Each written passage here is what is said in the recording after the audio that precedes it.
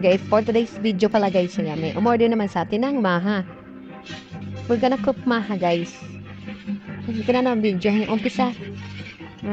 Nailagay ko na yun yung asukal, gatas, ay, corn. Corn lang daw ang ilalagay natin. Corn starch. Ito yung pinakalatik para sa ibabaw.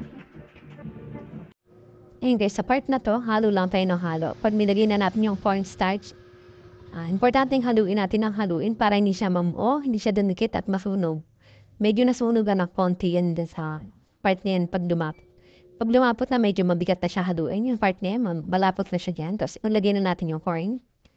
Tapos halo lang, continue halo lang guys. Huwag niyo titigil na sa paghalo hanggang sa lumapot. Para hindi siya masunog talaga. Kasi didikit yan at masusunog talaga yun siya.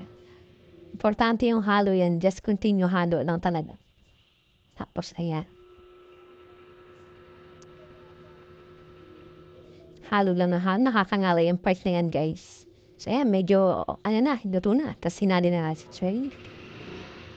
Latin lang natin. Yung tarin yan, nilagyan na natin ng yung oil nung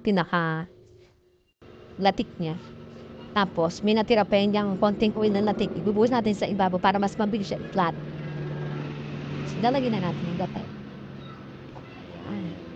Ito na ating mahablaka.